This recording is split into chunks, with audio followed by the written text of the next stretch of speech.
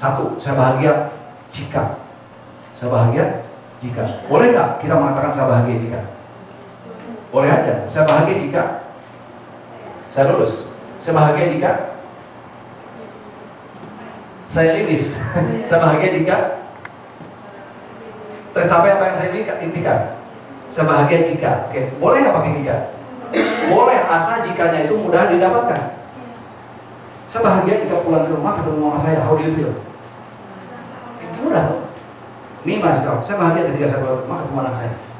Saya bahagia jika saya ketemu dengan 508 kayak gini.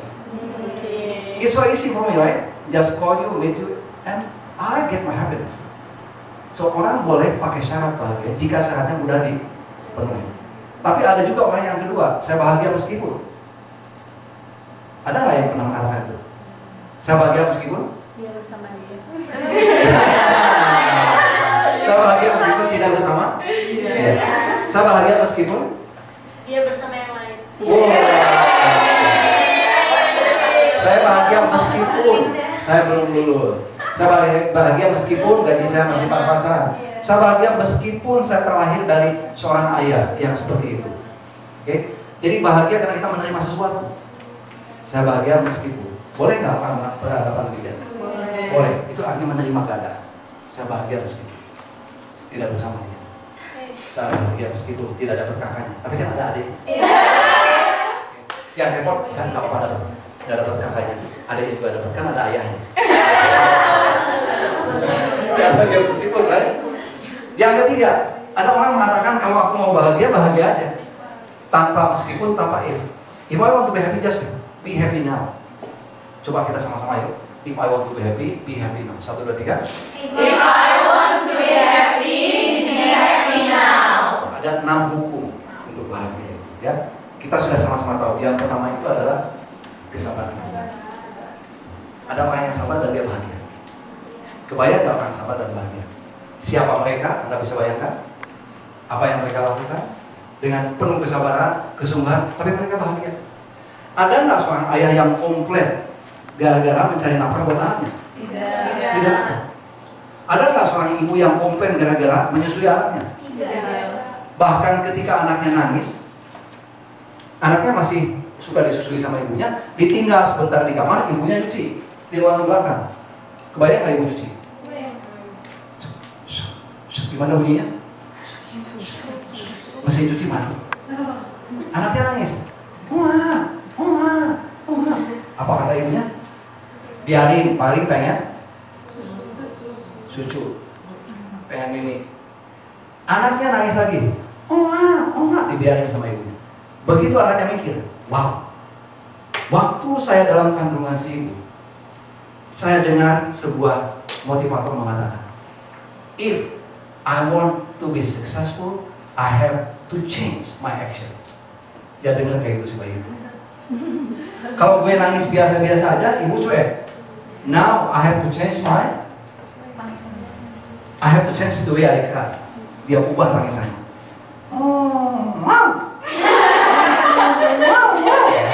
Gimana kayak si ibu? Kaget kok? Berhenti nggak nyucinya? Wow, ada apa dengan anakku?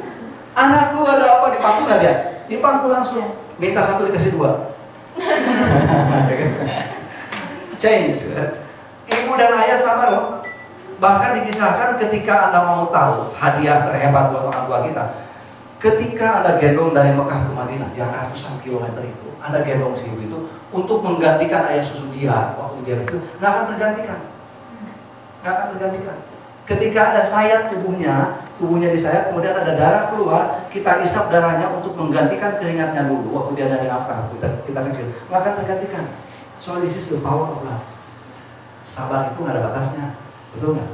Sabar tidak pernah ada batas. Tapi orang sabar biasanya kalau dia tekuni dia akan bahagia dengan kesabaran. Oke? So you work hard for your company later dengan penuh kesabaran, Anda akan bahagia. Make sense? Yang kedua, selain sabar, bersyukur. Kita punya apa? Lihat di sini. Mata kita bisa membedakan 10 juta warna. Your eyes. Pegang dadanya. Deg. Dada masing-masing ya. Ada jantung? 100.000 kali berdenyut. Pegang di sini. Ada sekian triliun sel. Terus berputar. Jadi pertama yang kita syukuri apa? Bapak sekali. Kesehatan kita. Kebugaran tubuh kita. Kalau tidak punya penampilan seperti ini, mungkin nggak jadi OKB. Tidak. Maka itu duluan syukur, ya Allah. Terima kasih banyak aku dianugerahi kesempatan karena aku punya penampilan kayak gini. Berbeda dengan yang lain. Jangan kaget kalau ngaca. Kok ada monster di dalam?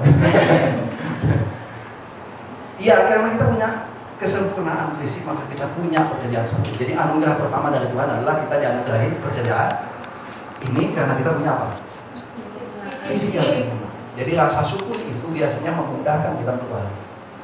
Bersyukur nggak punya pekerjaan seperti itu? Punya kehidupan, punya keluarga, punya teman. Bersyukur nggak punya teman seperti ini? Bersyukur nggak punya pembimbing seperti ini? Keren enggak? So, yang kedua adalah bersyukur itu membuat Anda bahagia. Ini cerdas secara intrapersonal. 3 lagi yang di atas adalah satu apa? Ternyata memberi membuat kita bahagia. This morning, did you give something to me? Yes. What was it? Bukan your cookies, bukan.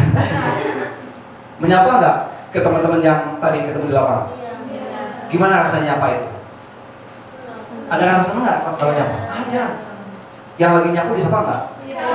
Mbak bersih banget nyapunya, dijamin setelah Anda bilang Mbak bersih banget nyapunya, dia akan nyapu lebih bersih. Karena itu motivasi, gitu kan? Ternyata memberi itu membuat Anda bahagia. Not only by money, tapi nanti suatu saat ketika Anda sudah dapat gaji yang layak, diberikan kepada seseorang, how do you feel when you give? Ketika kita ngasih dan kita bahagia, rasakan kebahagiaan itu. Memicu pemberian lagi, memicu kemampuan lagi kita. Can you imagine your first salary, belikan sesuatu, serendang, kasih ke dia. Mama, ini buat mama. Dan dipakai. Nah, makasih banyak. How do you feel? It's so nice, right? Berikan sesuatu to your brother, to your sister, and feel what you can feel. Apalagi kalau kita kaitkan dengan pekerjaan kita, you give your service, right? You give your communication skill, you give your talents, you give the whole service. What is it? Potential that you have. Itu rasanya gimana? Jadi memberi itu membuat Anda bahagia. Yang kedua apa? Mencintai. Do what you love and love what you do. Kebayang nggak kalau kita mengerjakan yang kita cintai? Ada seorang penyapu jalanan. Seorang apa? Dia menyapu hebat banget. Tiap hari dia nyapu. Gimana bunyi sapu itu? Pagi itu? Pagi? Setiap pagi dia nyapu. Dia menyapu hebat sekali sehingga penduduk di sana bilang, dia menyapu sehebat Michelangelo melukis. Dia menyapu sehebat Beethoven bikin musik. Dia menyapu sehebat Shakespeare bikin puisi. Saking hebatnya, penduduk di sana membandingkan bahwa sang penyapu jalanan itu sehebat 3 orang tadi. Michelangelo melukis, Shakespeare bikin puisi, dan Beethoven bikin musik. Saking bagusnya dia menyapu, like a dancing. Satu hari dia meninggal. Penduduk di sana hilang dan mengatakan di sini pernah hidup seorang penyapu jalanan sehebat Michelangelo, Shakespeare, dan why? Because she did what she loved. Dia melakukan yang dia cintai. Oke, dan yang ketiga adalah memaafkan. Ternyata memaafkan berbahagia. Pernahkah memaafkan seseorang? Pernah disakiti? Di mana sakitnya? Di sini. Di mana-mana sakitnya, ya kan?